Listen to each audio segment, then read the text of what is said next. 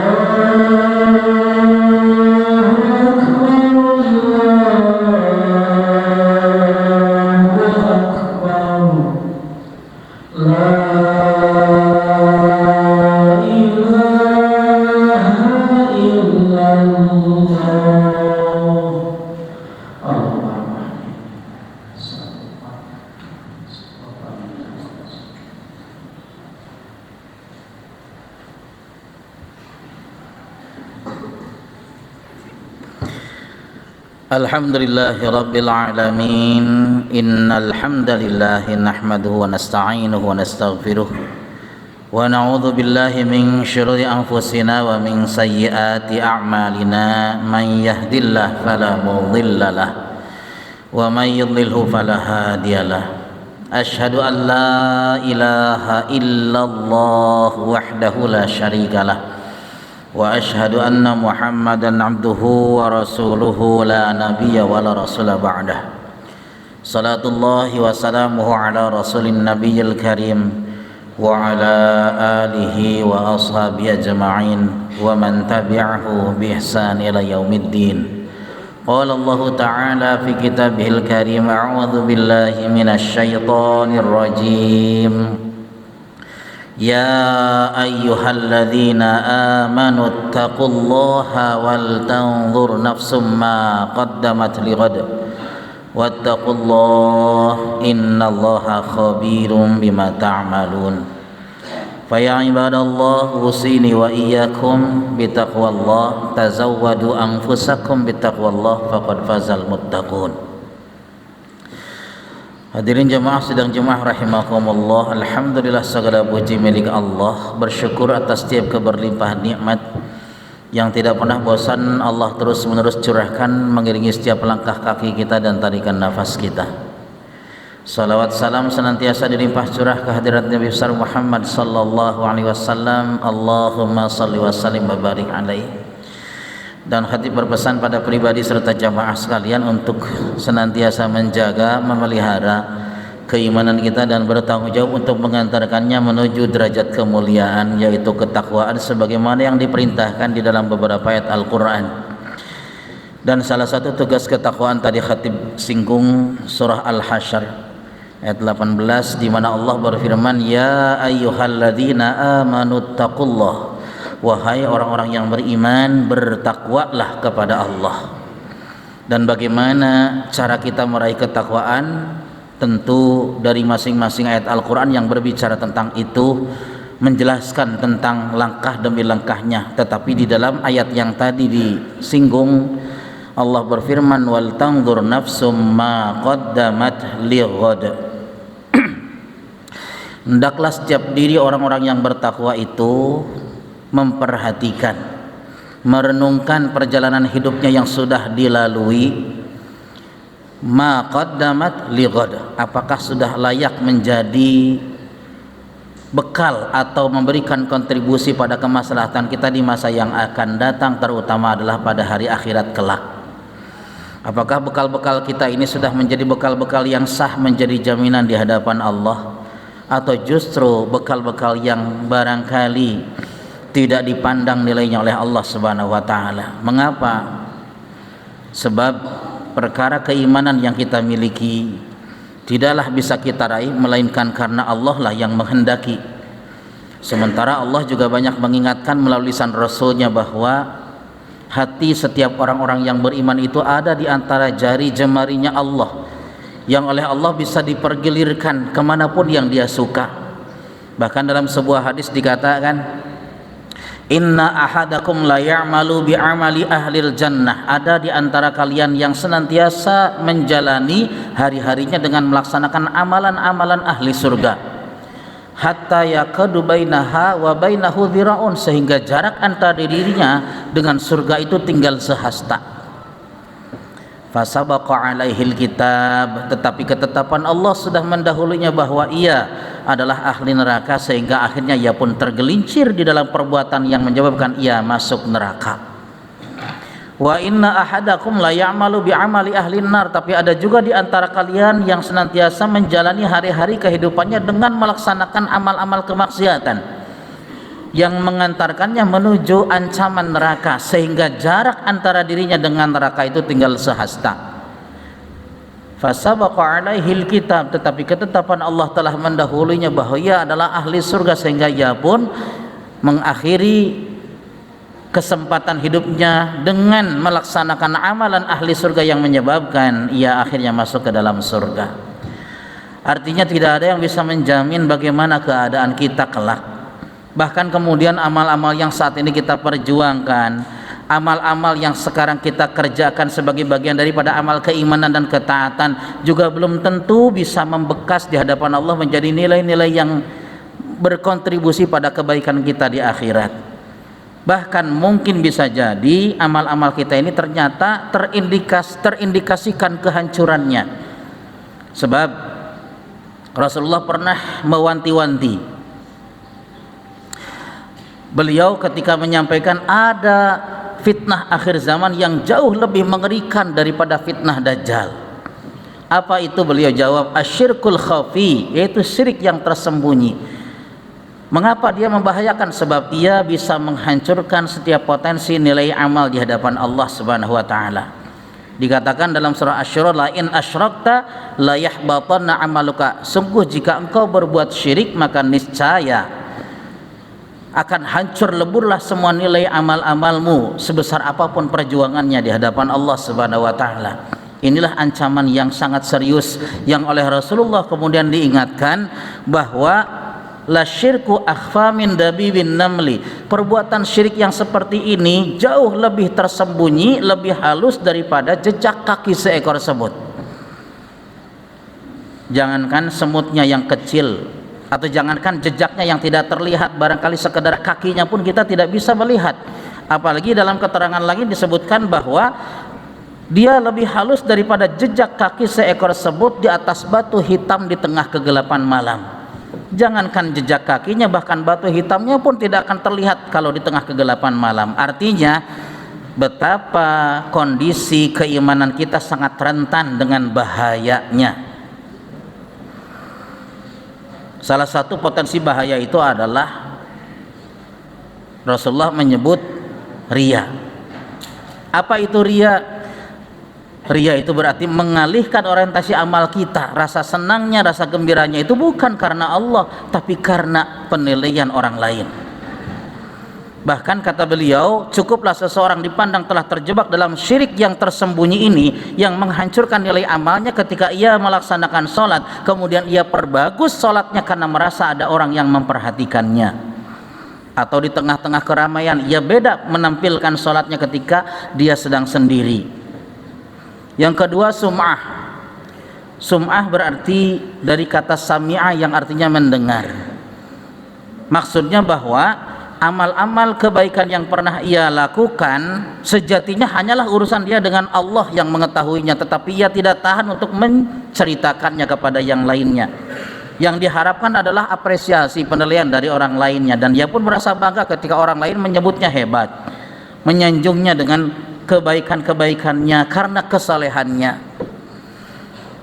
Yang ketiga adalah ujub, kesombongan, menilai orang lain tidak lebih baik dari dirinya atau dirinya selalu lebih baik dari orang lain, lebih saleh, lebih baik dari keimanan dan ketaatannya, sehingga ia menolak barangkali setiap nasihat-nasihat yang disampaikan oleh orang lain karena ia merasa dirinya lebih baik daripada orang lain.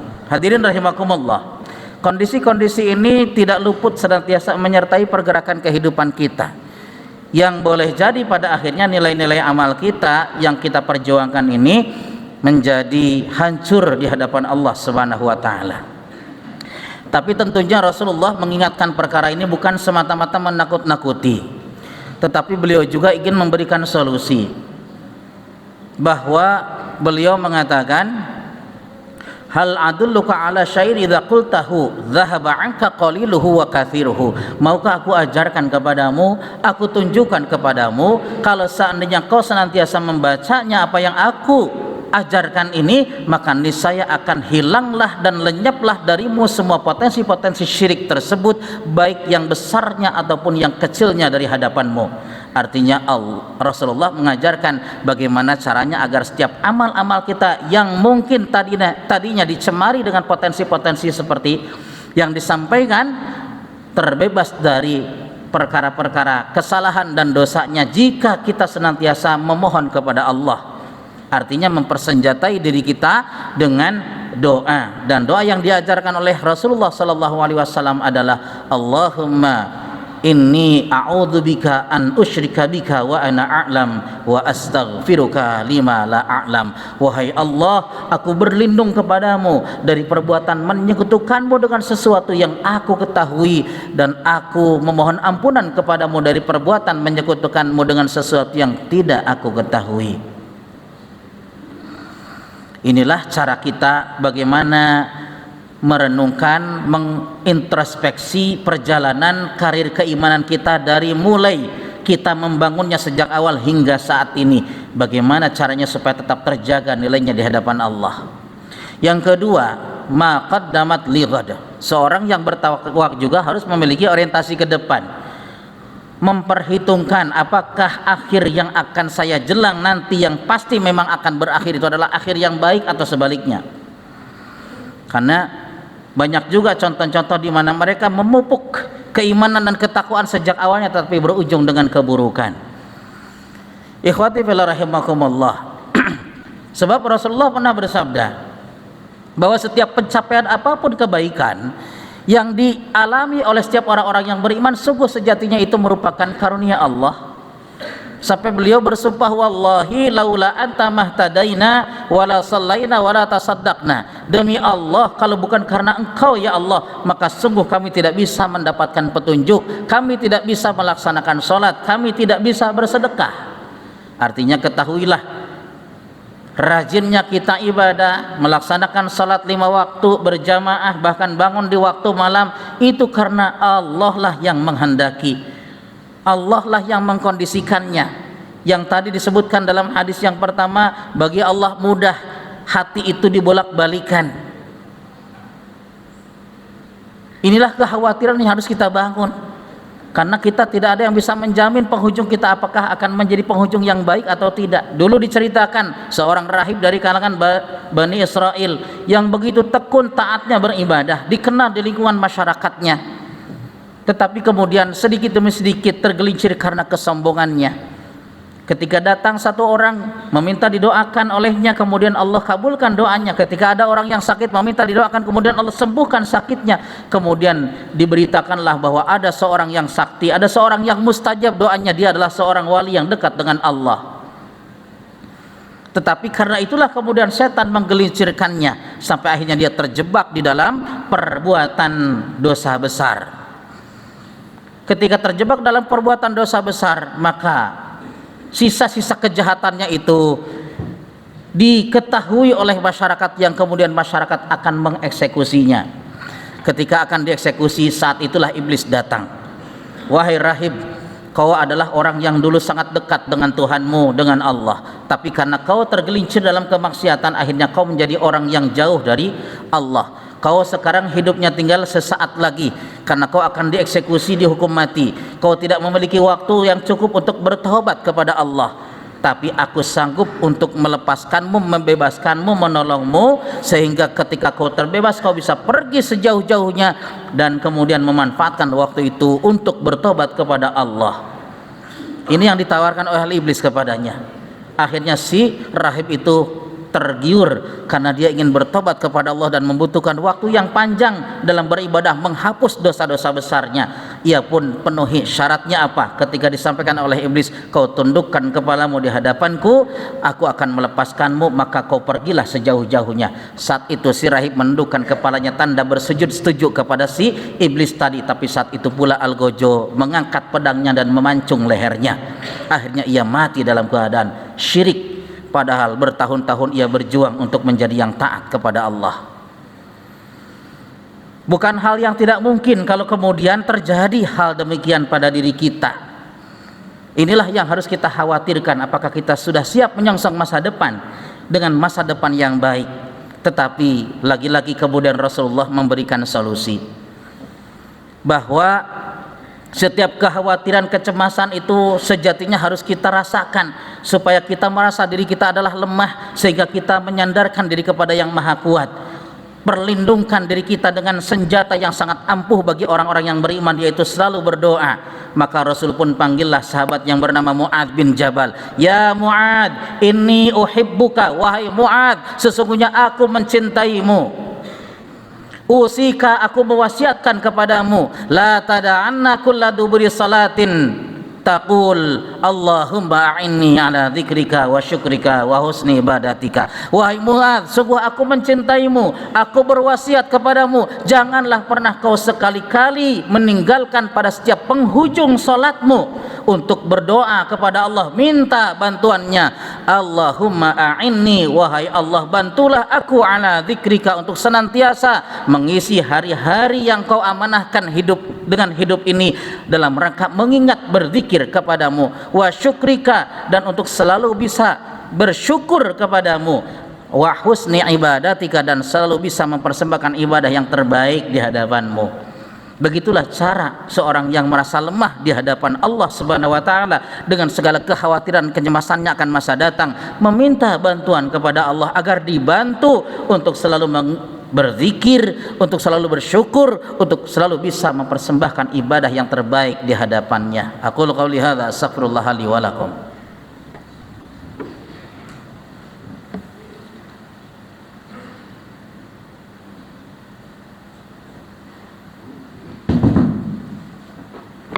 Alhamdulillahi rabbil alamin, innal hamdalillahi nahmaduhu wa nasta'inuhu wa nastaghfiruh. Asyhadu an la ilaha illallah wahdahu la syarika lahu wa asyhadu anna Muhammadan abduhu wa rasuluhu la nabiyya wa la rasula ba'dah. Salatullahi wassalamu ala rasulin nabiyil karim wa ala alihi wa sahbihi ajma'in wa man tabi'ahu bi ihsan ila yaumiddin. Qala Allah ta'ala fi kitabihil karim, a'udzu billahi minasy syaithanir rajim. Ya ayyuhalladzina amanu taqullaha haqqa tuqatih wa la tamutunna illa wa antum muslimun. Fa ya ibadallah usini wa iyyakum bittaqwallah, tazawwadu anfusakum bittaqwallah faqad fazal muttaqun. Hadirin rahimakumullah, di khutbah yang kedua ini mari kita manfaatkan untuk sama-sama memohon kepada Allah agar Allah berikan kekuatan kepada kita menjalani sisa-sisa amanah waktu yang Allah karuniakan ini di dalam ketaatan, di dalam upaya-upaya kita untuk meraih husnul khatimah dengan tentunya bantuan Allah Subhanahu wa taala. Hamdan yuafi ni'amahu wa yukafi mazidah. Ya Rabbana lakal hamdu wa lakas syukru kama yanbaghi li jalali wajhikal karimi wa 'azimi sultanik. Allahumma shalli ala Muhammad wa ala ali Muhammad. Rabbana zalamna anfusana wa illam taghfir lana wa tarhamna lanakunanna minal khasirin. Rabbana la tuzigh qulubana ba'da idh hadaitana wa hab lana min ladunka rahmah innaka antal wahhab. Rabbana hab lana min azwajina wa dhurriyyatina qurrata a'yun waj'alna lil muttaqina imama. Allahumma ighfir lil mu'minina wal mu'minat, al muslimina wal muslimat, al ahya'i minhum wal amwat, innaka antas sami'un qaribun mujibud da'wat. Ya qadiyal hajat, Allahumma inna nas'aluka ridhaka wal jannah wa na'udzubika min sakhatika wan nar. Rabbana atina fid dunya hasanatan wa fil akhirati hasanatan wa qina adzaban nar. Subhana rabbika rabbil izzati amma yasifun wa salamun alal mursalin walhamdulillahi rabbil alamin. Ibadallah, innallaha ya'muru bil 'adli wal ihsan wa ita'i dzil qurba wa yanha 'anil fahsya'i wal munkari wal baghi. Ya'idukum la'allakum tadhakkarun wa la dzikrullahi akbar wa aqimis shalah.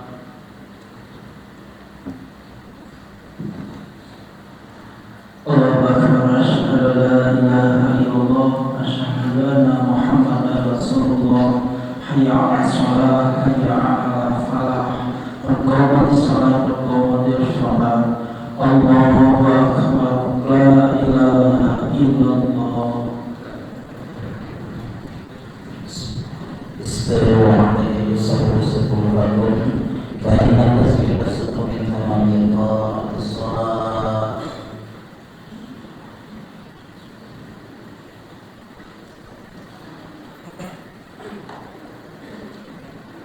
Allahu Akbar.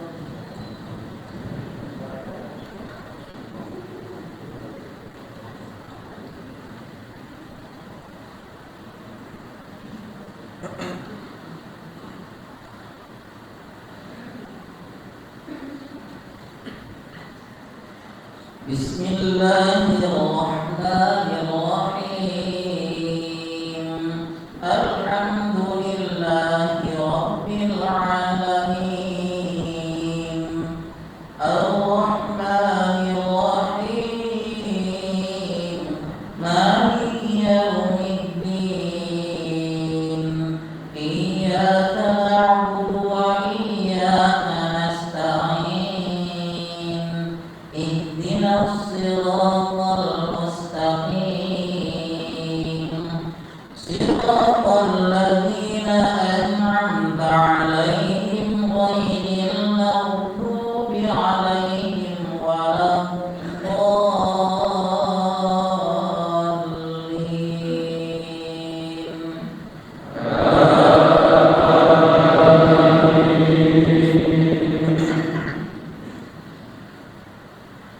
Qul ya ahlal kitabi lima takfuruna bi ayatillahi wallahu syahidun ala ma ta'malun. Qul ya ahlal kitabi lima tasudduna an sabilillahi man amana tabghunaha 'iwaja.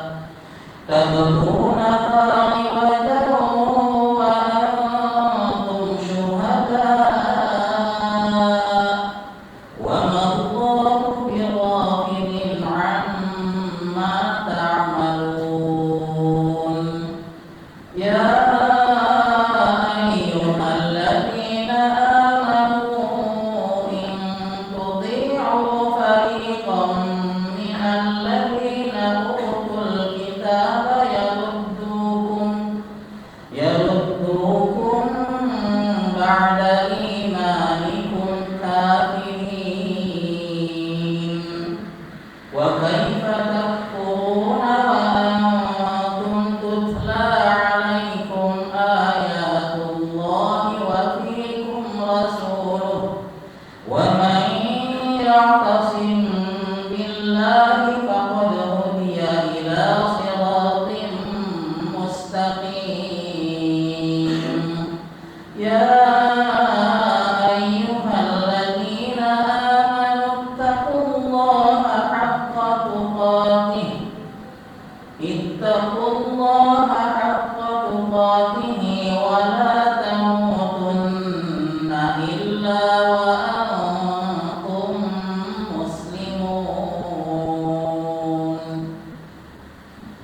Allahu Akbar. Sami'allahu liman hamidah. Allahu Akbar.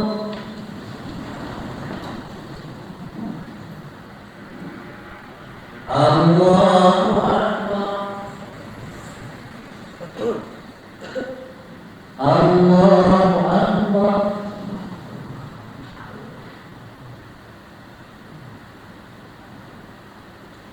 Allahu Akbar. Bismillahirrahmanirrahim. Alhamdulillahi rabbil alamin. Ar-Rahmanir Rahim. Maliki yaumiddin. Iyyaka na'budu wa iyyaka nasta'in. Ihdinas siratal mustaqim. Siratal ladzina an'amta 'alaihim ghairil maghdubi 'alaihim waladdallin.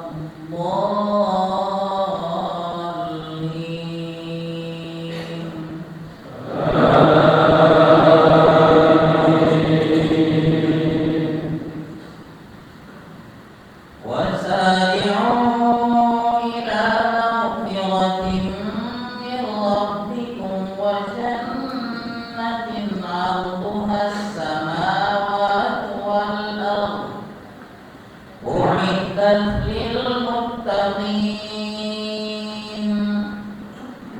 الذين ينفقون في السراء والضراء والكاظمين الغيظ والعافين عن الناس والله يحب المحسنين. الله أكبر.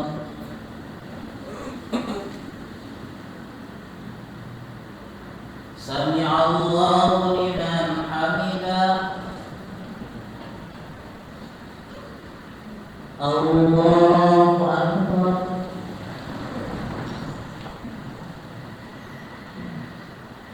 الله أكبر.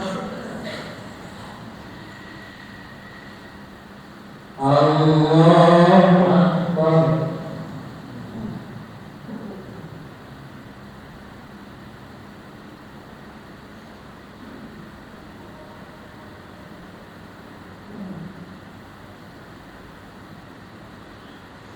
Allah